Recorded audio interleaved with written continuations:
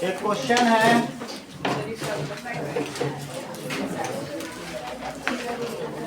The diagram is a rhombus A B C D.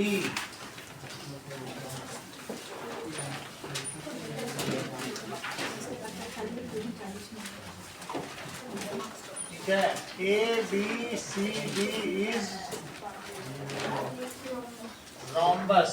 ये 40 degree दिया है और आपको x की वैल्यू पता करनी है। तो रोम्बस के डायगोनल से एक दूसरे को कितने पे कट करते हैं? 90 डिग्री पर कट करते हैं। ओके, और चूंकि ये पैरेललोग्राम है तो अपोजिट एंगल भी इक्वल होंगे।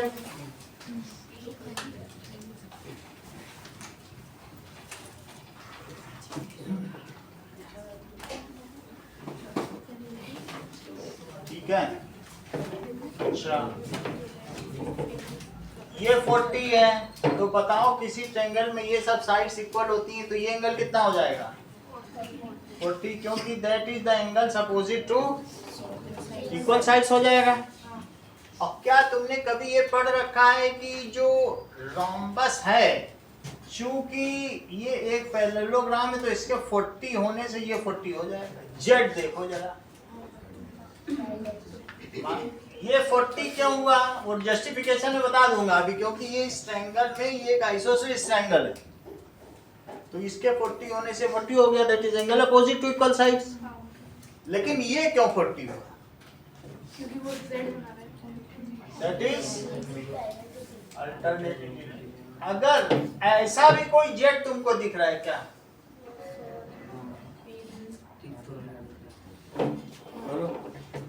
तो ये कितना हुआ? 40। लेकिन क्या आपको ये बात मालूम है कि रोम्बस के डायगोनल्स एक दूसरे को 90 डिग्री पर कट करते हैं? तो अगर ये कट करते हैं तो क्या लवनिका आप मुझे बताएंगे कि x की क्या वैल्यू होगी? 50, क्योंकि अब इसमें इन ट्रायंगल, कौन सा ट्रायंगल? ये होगी। तो इसका सलूशन देखो, सलूशन में ये देखिए angle OBC it is equal to angle ODC। ऐसा क्यों है? और दोनों ही 40 डिग्री शुरू से शुरू कर रहे हैं, that is angles opposite to equal sides. ये बात समझ आ गई? दोनों 40 डिग्री हो गए।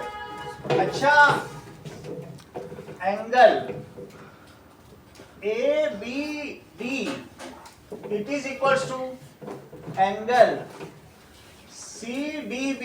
ऐसा रिद्धि क्यों है? That is alternate interior angle. तो इसलिए इसके 40 होने से इसे 40 लिखा। और अब इसे जरा देखो, दैट इज एंगल ADB के बारे में बताओ, वो किसके इक्वल है? क्या CBD के इक्वल है? वो भी 40 डिग्री। और उसका रीजन भी क्या हो गया? जब इतनी बात आपको पता चल गई है तो अब इस ट्रायंगल में एंगल सम प्रॉपर्टी लगाओ।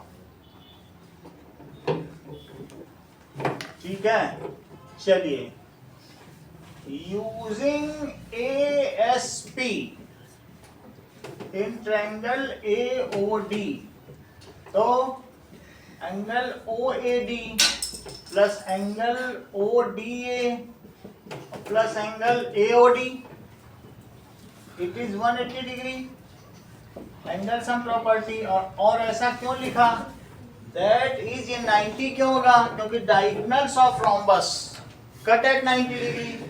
नाउ आशना सबकी वैल्यू फीड करो, वैल्यू फीड करो। OAD की क्या लिखूं? हाँ, 40 प्लस 90। इसको 90 क्यों लिखा गया बताओ? that is angle AOD is 90 as diagonals of rhombus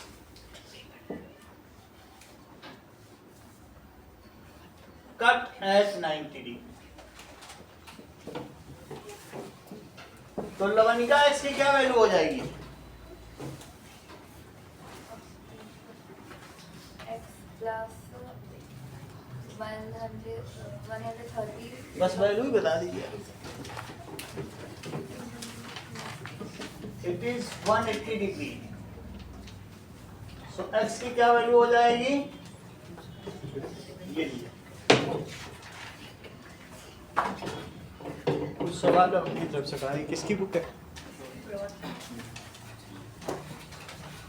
sir ये एक क्वेश्चन है ये 19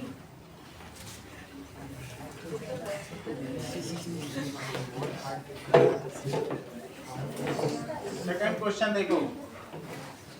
नाउ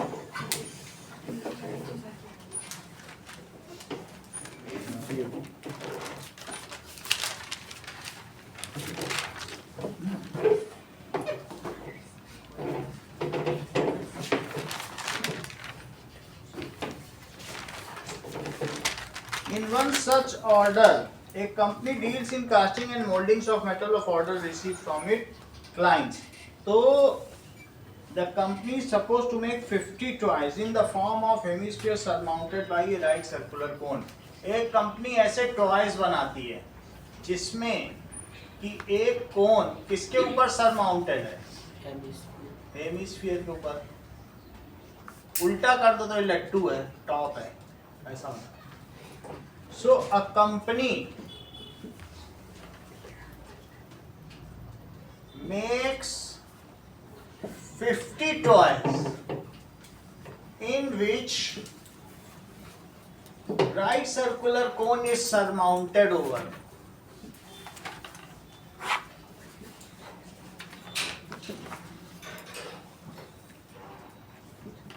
किसके ऊपर सरमाउंटेड है?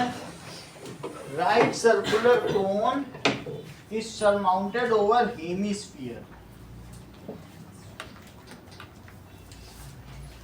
of same radius. ऐसा है. If R is 21, if radius of base of cone is 21 and height is 28 centimeter. Question में दिया है if radius of base of cone is 21 centimeter and height of cone is 28 centimeter. अगर height दी हो तो vertical height लेना, slant नहीं लेना है. Find volume of 50 toys. Volume of 50 toys. और दूसरा find the ratio of volume of hemisphere to volume of cone.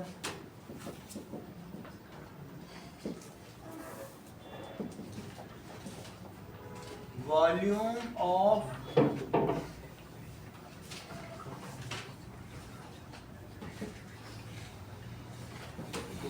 of cone. अब देखो क्वेश्चन में इसी डायग्राम को फिर से बनाओ और सारे डिटेल्स इसमें ट्रांसफर करो. नाउ रेडियस कितना दिया? रेडियस 21 सेंटीमीटर और इसकी वर्टिकल हाइट कितनी है? 28 सेंटीमीटर. तो volume of one toy Riddhi, volume अगर मुझे एक टॉय का निकालना है तो आप किसका किसका वॉल्यूम जोड़ेंगी? बताइए जरा, बताओ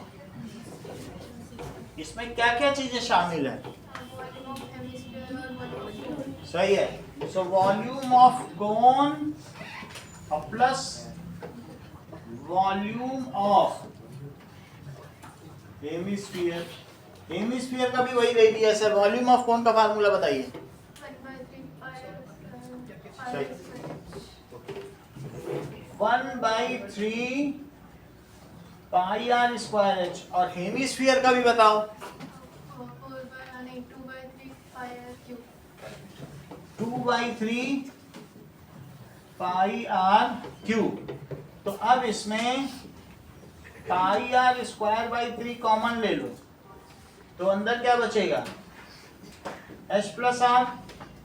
and volume of 50 such toys. ये तो एक टॉय का, ये बात तो तुम्हें समझ में आ गई, दोनों को सॉलिड है।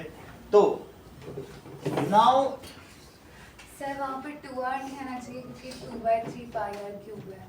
2r आना चाहिए, 2r सही है। अब देखो volume of 50 toys, it is pi r square by 3 h plus 2r। 50 से मल्टीप्लाई कर दो, दैट इज, अगर r की वैल्यू जो दी होगी तो नहीं तो 22/7 लेंगे क्योंकि 28 हमें सपोर्ट करेगा। 22/7 बाकी वैल्यू दिग्विजय रखो इसमें।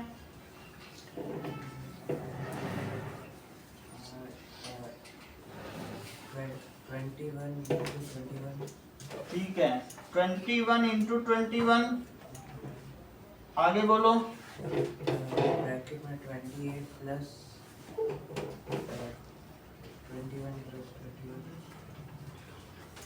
इंटू 50। 7 से और 3 से मिल के ये 21 कट जाएगा। ओके, अब आगे देखो 22 का 50 में मल्टीप्लाई करो, अविश कितना आएगा, वर्बली करो। 22 का 50 में 22 का 50 में तो आ जाएगा 1100। सही है, 1100 इंटू 21 और अंदर में 28 प्लस 42। नवदीप 28 प्लस 42 कितना होता है? 70। ठीक है, नाउ इट इज सही है, 70 बोल रहा हूं। ठीक है, अब आगे का देखो।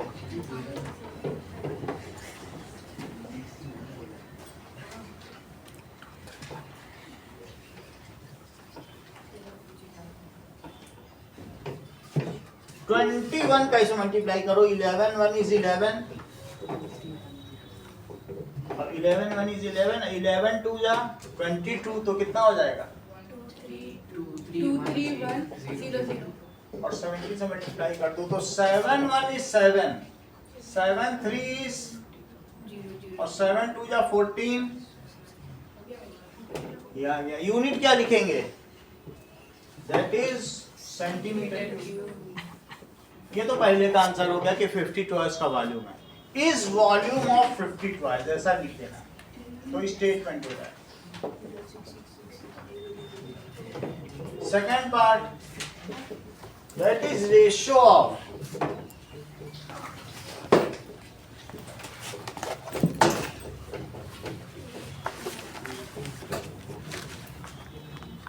Volume of cone. तो 2/3 pi r cube upon 1/3 pi r square. 3 तो कट जाएगा, पाई भी कट जाएगा, आर स्क्वायर कटेगा तो सिर्फ आर बचेगा। तो ऊपर बचेगा 2r और नीचे बचेगा h। So that is equals to 2 into 21 और ये कितना है? h 28 है। ये दोनों 7 से कटेंगे, 7 3 जा 21 और 7 4 जा, so that is 6/4, that is 3:2। अगला सवाल देखें। ये लो, अब कुछ मेरी तरफ से।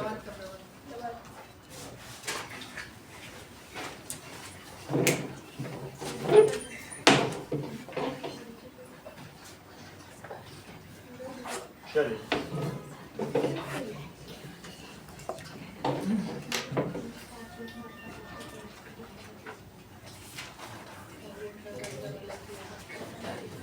क्वेश्चन नंबर 3 देखिए।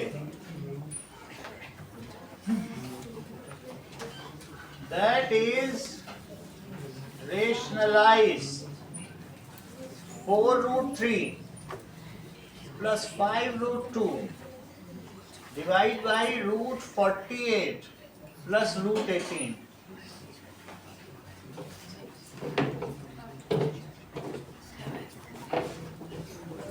चलो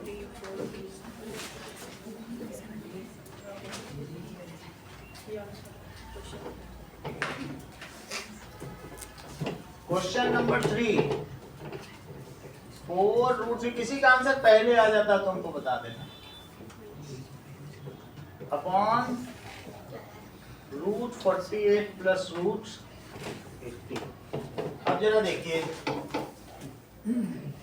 जो चीज √48 है और √18 है तो हम क्या करेंगे ऊपर और नीचे किससे मल्टीप्लाई कर देंगे किसी के निगेटिव से किया जाता है जो नीचे होता है उसके कंजुगेट से किया जाता है किससे किया जाता है कंजुगेट का मतलब ये तो बताइए ऊपर क्या होगा मल्टीप्लाई करो 4√3 का √48 माइनस √18 में करो और फिर डिस्ट्रीब्यूटिव लॉ क्या होता है पहले का पूरे में फिर प्लस दूसरे का पूरे में। ये बात अभी तुम्हें समझ में आई इसका पूरे में और प्लस लगा के इसका पूरे में और नीचे अगर तुम स्क्वायर करोगे तो बोलो a प्लस बी और a माइनस बी क्या होता है सीधा 48 आ जाएगा क्योंकि तुम √48 का स्क्वायर करने वाले हो और इसका स्क्वायर करो 18 आ गया रूट को रूट से मल्टीप्लाई कर दो 4 को बाहर रहने दो बताओ √a इंटू √b क्या होता है √a इंटू √b क्या होता है √ab रूट की चीज रूट में मल्टीप्लाई हो जाएगी कि नहीं 3 को अंदर ले जाओ √48 तो कितना हो जाएगा ठीक है अगर ऐसा ना करना चाहो तो तुम्हारे पास एक और भी सुविधा है तुम इस चीज को जानते हो कि ये 16 इंटू 3 होता है और 16 होने से 4 बाहर निकल आएगा और √18 कितना होता है बताओ क्या 9 इंटू 2 तो 9 में से 3 बाहर निकल आएगा तो चीजें छोटी हो जाएंगी ऐसे यहां भी करो इसको क्या लिखो 16 इंटू 3 और इसको क्या लिखो 9 इंटू तो थोड़ा सिंप्लीफाई हो जाएगा जबकि नीचे कितना बचेगा 30 तो दैट इज 4√3 और क्या ये भी 4√3 हो गया चेक करो जरा भाई 16 तो बाहर आ गया और इसमें से कितना बाहर आया 3√2 सही है और आगे चलो 5√2 और 3√2 नीचे कितना बच गया अनिकेत ये बताओ इसका इसमें मल्टीप्लाई करेंगे तो क्या होगा इसका करो मल्टीप्लाई बोलो बहुत अच्छा देखो इन्होंने कितना क्लियरली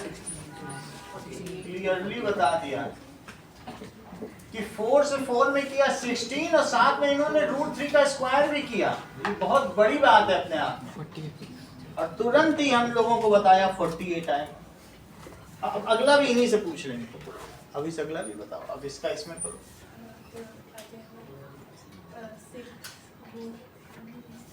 12 सही है क्योंकि रूट का तो रूट में हो जाएगा अब 4 3 जा 12√6 आगे बढ़ो नवदीप जरा इसका इसमें करो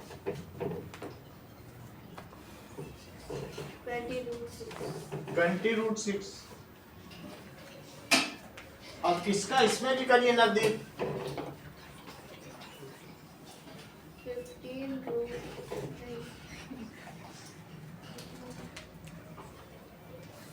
आशीष आप करो रोहित हाँ क्योंकि 5 3 जा तो 15 है लेकिन √2 इंटू √2 क्या 2 उसका तो स्क्वायर हो जाएगा तो कितना आ जाएगा माइनस में 30 लिखना और नीचे कितना है 30 तो बताइए 48 में से 13 गया 18 और तृप्ति यहां से कितना आएगा ये भी तो बताओ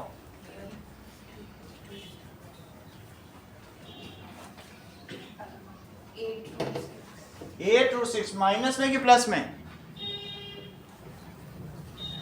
minus. Correct, that is minus 12 root 6 और प्लस 20 रूट 6। तो तृप्ति ने क्या किया होगा ये मैं बता रहा हूँ, इन्होंने रूट 6 ऐसे ले लिया होगा बाहर, तो अंदर 8 बचा होगा। तो क्या आंसर आ गया? और डिवाइड बाई अनवी आगे क्या करने वाली है? 2 कॉमन लोगी, 2 से ज्यादा कॉमन तो कटेगा नहीं ना, तो 2 कॉमन लोगी तो अंदर कितना हो जाएगा? और डिवाइड बाई 30 तो क्या हो जाएगा?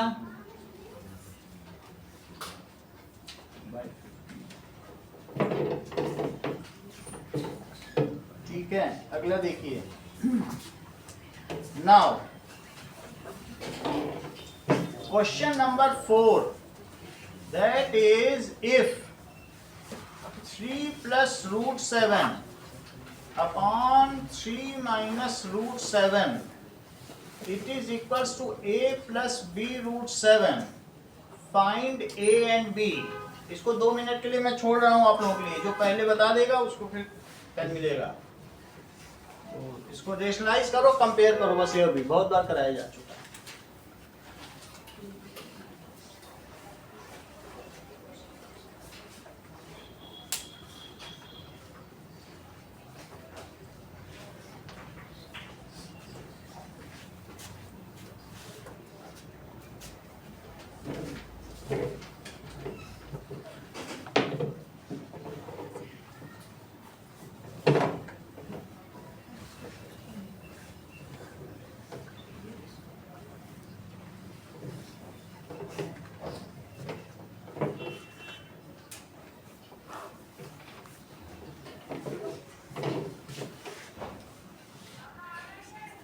सर ए की वैल्यू 8 और बी की वैल्यू 6। ठीक है, किसका आंसर पहले आया?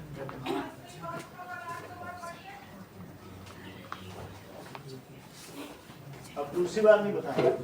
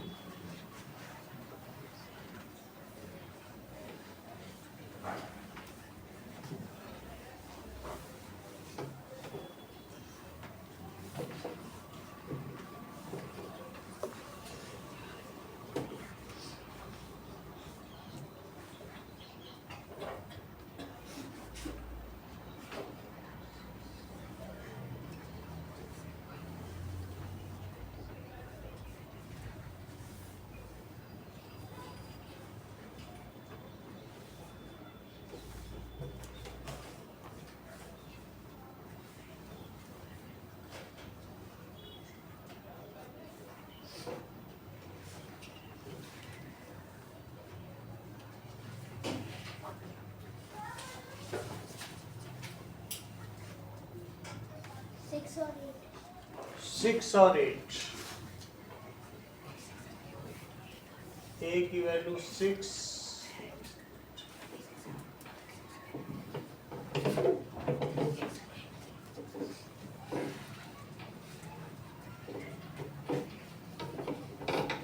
सर ए की हो जाएगी 8 और बी की हो जाएगी 3।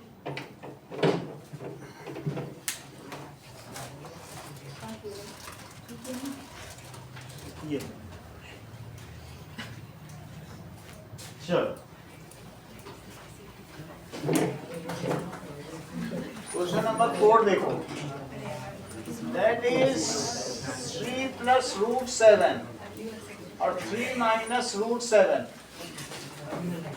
तो इसका आप कंजुगेट से मल्टीप्लाई करें, इसको कहते हैं रेशनलाइजिंग डिनोमिनेटर। वास्तव में हमें डिनोमिनेटर को रेशनल बनाना होता है, ये चीज लिखी जाती है वरना हाफ मार्क्स कट जाएगा। क्या लिखा जाएगा? Rationalising denominator.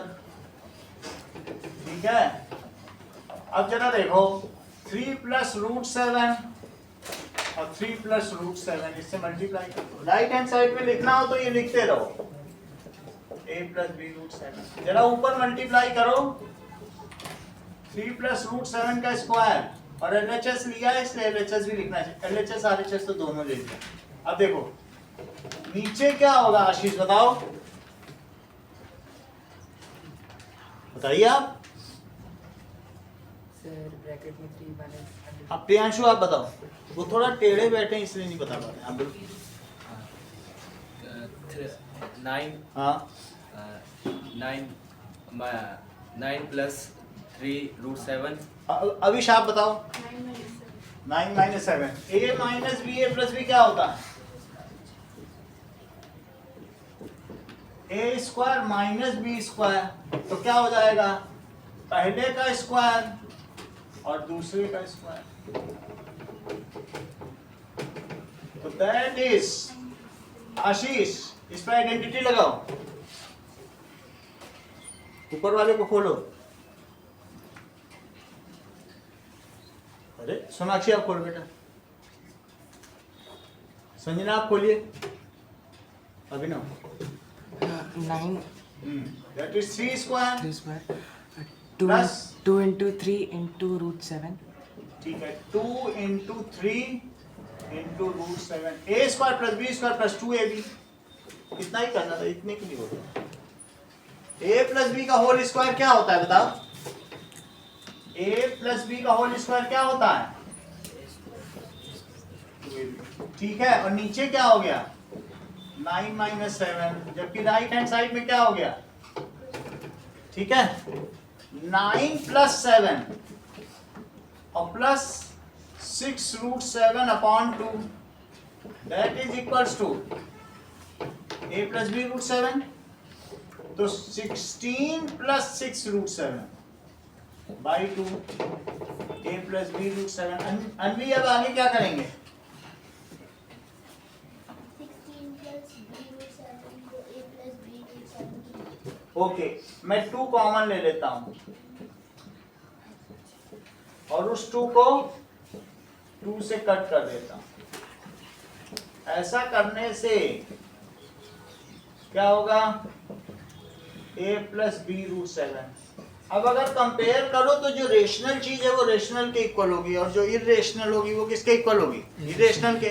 तो ये इससे कंपेयर होगा और इरेशनल वाला किससे कंपेयर होगा? That is comparing both side.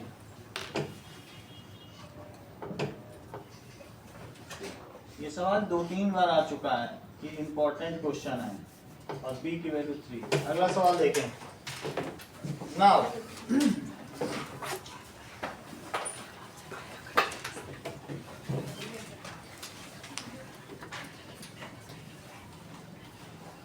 5 के 2 पार्ट हैं, that is 4 root 27 into 4 root 3 और दूसरा है 6 रूट 256। ये 6 इसकी 6th रूट है और ये 4th रूट है।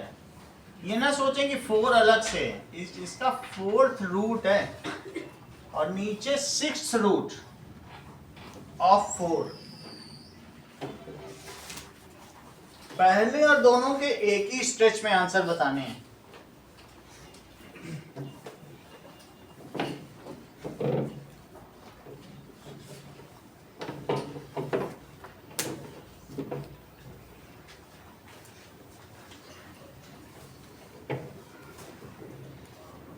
सर 16 root 81 और 2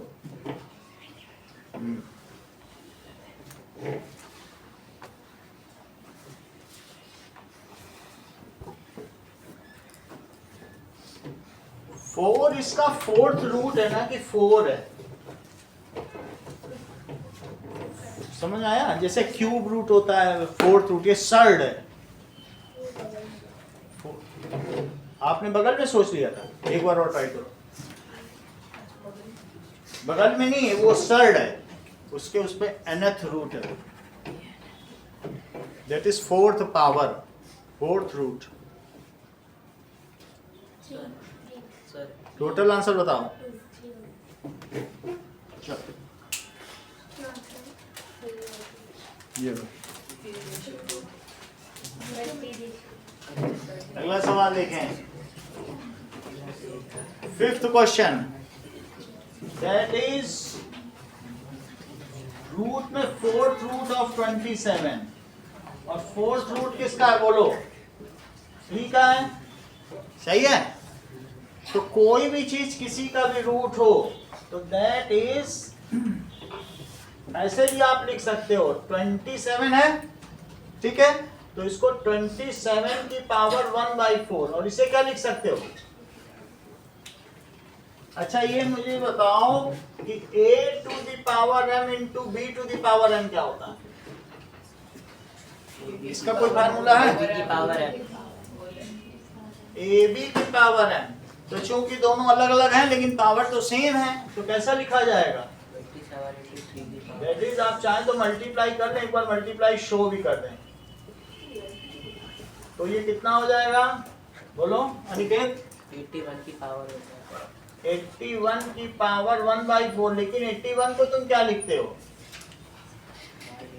3 into 3 into 3 3 into 3, 4 बार 3, अच्छा ठीक है, 3 to the power 3 की पावर 4, तो क्या हो जाएगा? That is 3। अगला सवाल देखें, इसी का बी पार्ट।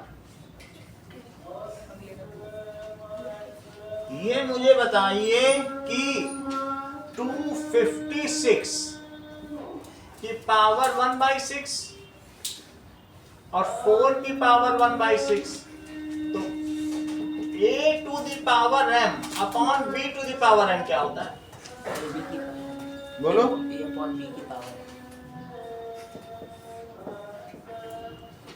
तो ये हो जाएगा 4 से इसको डिवाइड करो, 64 क्या होता है?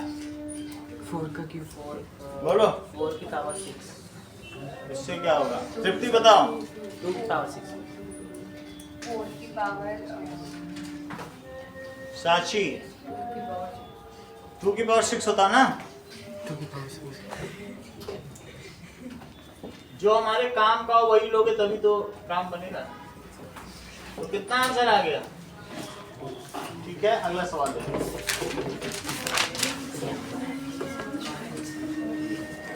नाउ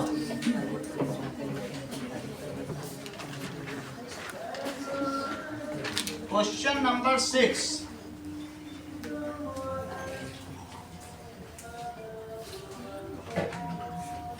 that is 5/6 की पावर 1/5 की पावर -1/6, इसका आंसर बताओ।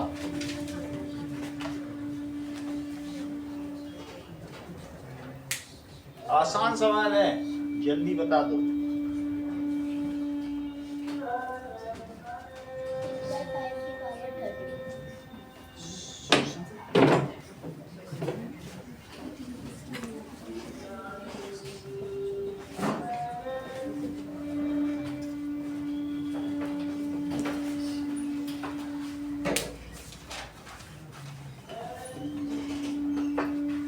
ये 1 नंबर का सवाल आता है।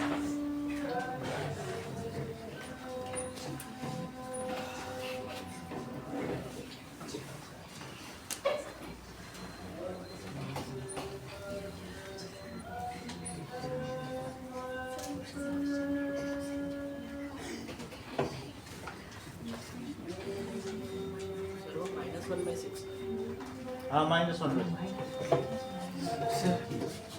सर 5/6 की पावर -30। सर 5/6 एक की पेपर पावर इनका लिख लें। सर 5/6 की पावर 5/6 की पावर 30 5/6 की पावर 6/5 की पावर -30। पहले निकेत का लिखें। 5/6 की पावर कितना बताया? 30। अब बोलो अनुष्का। 6/5 की पावर -30। 6/5 की पावर -30। अभी अविश के आंसर का वेट होगा। 6/5 की पावर 30। 6/5 की पावर हो चुका है। सर 6/5 की पावर 1/30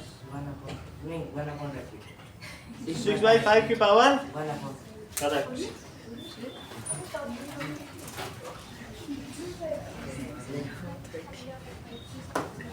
चलो, इन्होंने बताया 6/5 की पावर 1/30। अब ये दिग्विजय का आंसर देखो।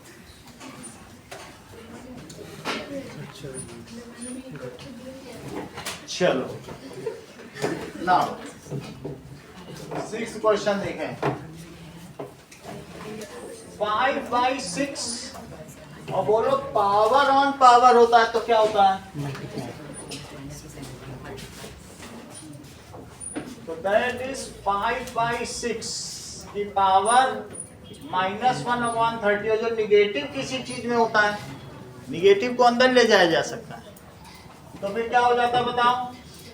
दैट इज ये। आप चाहें सिंपली भी ना करना चाहें तो ऐसे भी कर सकते हैं, -1 कर दो और बाहर 1/30। तो एक ही बात है कि नहीं? इसी माइनस से चीज पलट जाएगी। a/b की पावर -1 क्या होता है बता? तो मैंने माइनस सिर्फ अंदर लिया है, मैंने नहीं लिया, दिग्विजय ने लिया। दैट इज 6/5 की पावर। अगला सवाल देखें। नाउ क्वेश्चन नंबर 7 देखो। √m² n² into root 6th power है m² n², और third power that is third root m² n²। इसकी वैल्यू बताइए, सिंप्लीफाई।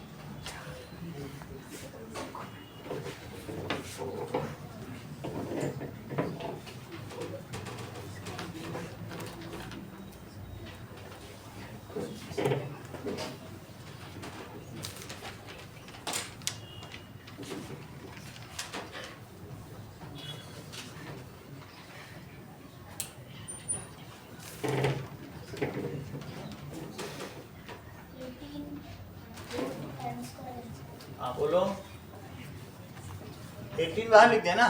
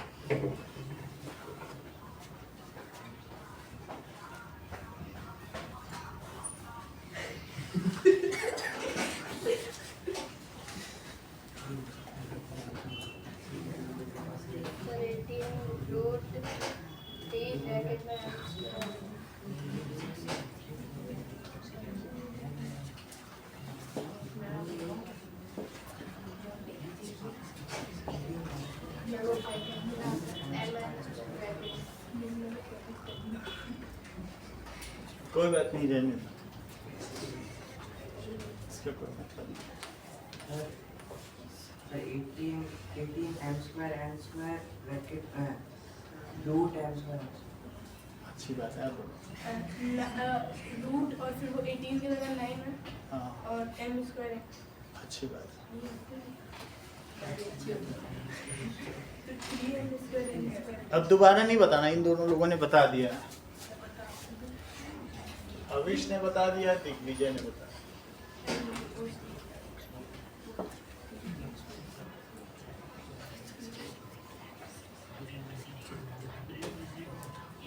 बताया करो, जब आ गया तो बताओ। Deepika, m² n²।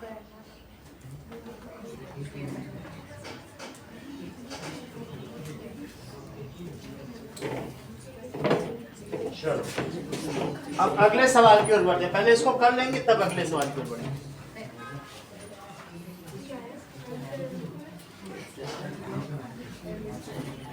7th question देखो, m स्क्वायर की पावर हाफ, और यहाँ क्या लिखोगे? m स्क्वायर की पावर 1/6, पिछले सवाल की तरह ही है। तो यहाँ क्या लिखोगे? m स्क्वायर की पावर क्या लिखोगे? 1/30. ये बताओ a to the power m, b to the power m और c to the power m क्या होता है? बताइए। ABC whole power that is a b c की पावर m। तो यहाँ क्या हो जाएगा? इनका मल्टीप्लाई होगा, a b c प्रोडक्ट होता है। ये बात आप ऐसे ना समझ पाओ तो ऐसे भी समझ सकते हो, a इंटू बी इंटू सी, ऐसे होता है। सही, तो क्या लिखें बोलो? m स्क्वायर n स्क्वायर, लेकिन ये गड़बड़ है क्योंकि पावर सेम नहीं है ना। हम ये आइडेंटिटी नहीं लगा सकते, हम दूसरी आइडेंटिटी लगाएंगे। हम ये आइडेंटिटी लगाएंगे कि a to the power m है, a के ऊपर क्या है और into a to the power n, ये फार्मूला लगा। फर्स्ट आइडेंटिटी, ये क्या चीज होती है बताओ? ये होती है कि नहीं होती है? a सब में सेम है, बेस सब में सेम है, लेकिन उनके एक्सपोनेंट सब में अलग अलग हैं। तो हम इसे क्या लिखेंगे? संजना, ये बात तुमको समझ में आई? ये फर्स्ट आइडेंटिटी है। तो अब हम इसको किस तरीके से लिखें? अंदर वही रहेगा और सिर्फ उसके एक्सपोनेंट्स क्या हो जाएंगे? जुड़ते चले जाएंगे। तो that is m square n square, और जरा इनको एलसीएम लो। बताइए सोनाक्षी, यहाँ क्या क्या आएगा? सर 3 + 1 + 2। सही है। तो that is m square n square की power 6/6।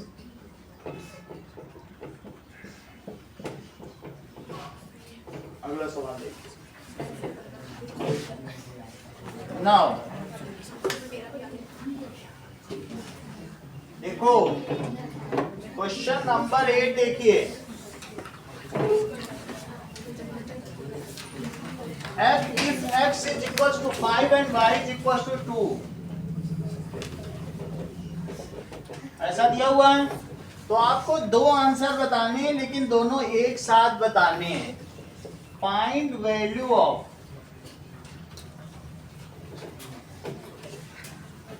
x to the power y और plus y to the power x की पावर -1। और दूसरा क्या है? x to the power x और y की पावर y, इसकी पावर -1। दोनों पावर।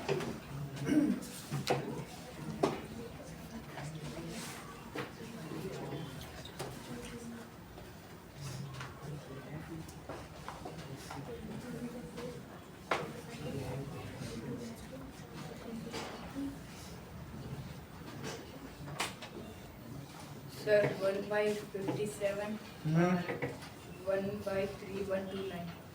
1/57 और 1/3129। चलो अभी सवाल को देखिए।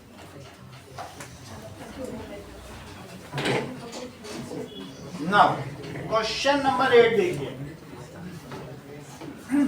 x को कितना रखा गया है? फर्स्ट पार्ट देखो, 5 की पावर 2 प्लस 2 की पावर दैट इज 25 प्लस 32 की पावर -1, 57 की पावर -1। और जब किसी पर -1 होता है तो क्या हो जाता है बताओ? 1/2. सेकंड पार्ट देखो, ठीक है। सेकंड पार्ट क्या है? x की power x, 5 to the power 5 और 2 टू द पावर 2 की पावर -1। पहले आपको क्वेश्चन लिखना पड़ेगा। यहाँ पे मैंने एक स्टेप स्किप किया है, वो मान्य नहीं, आपको लिखना पड़ेगा क्वेश्चन, फिर वैल्यू प्लेस करना। 5 की पावर 4 तक की वैल्यू तुमको मालूम है साची कितनी होती है? 5 की पावर 4। आपका नाम मैं चलेगा। बोलो 5 की पावर 4 कितनी होती है? बोलो। तो 5 की पावर 5 कितनी होती है? राइट। 3 1 2 5 और +4 करो और -1 करो तो कितना आ जाएगा? 3 1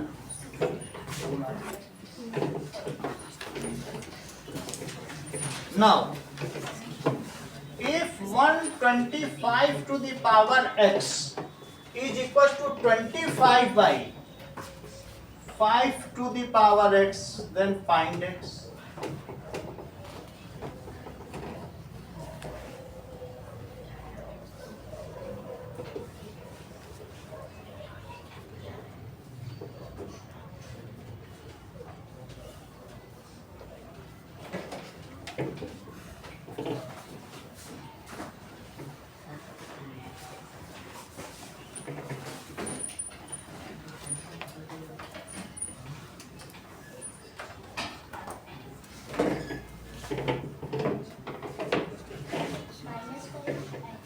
Minus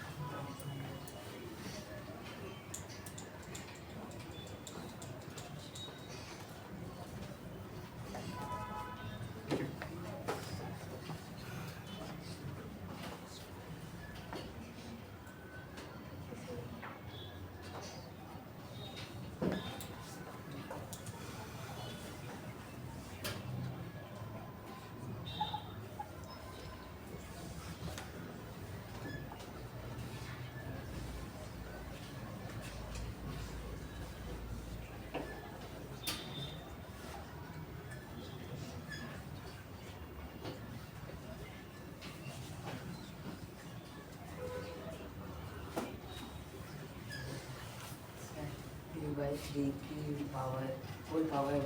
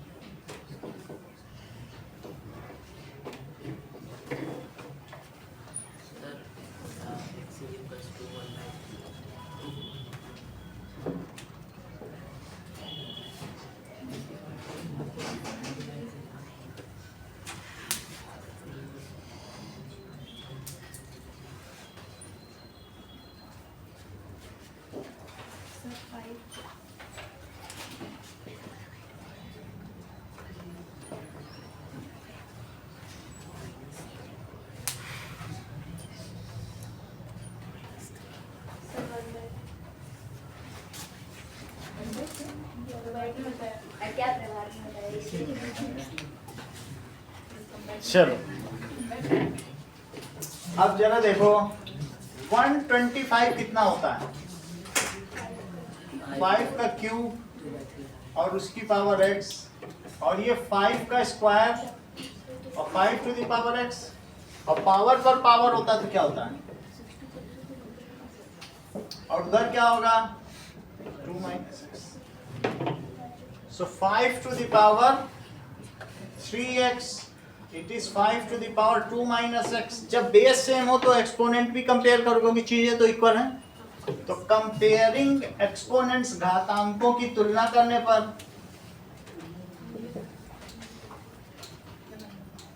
तो 3x किसके इक्वल हो गया?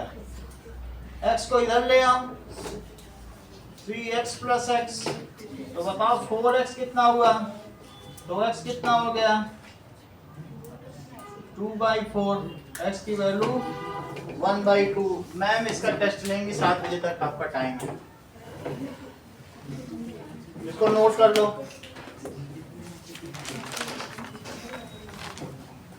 ठीक है, हटा दें अब इसको।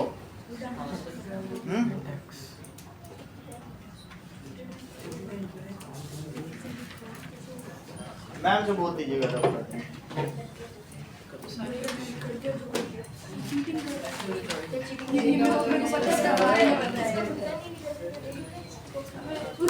उसने किया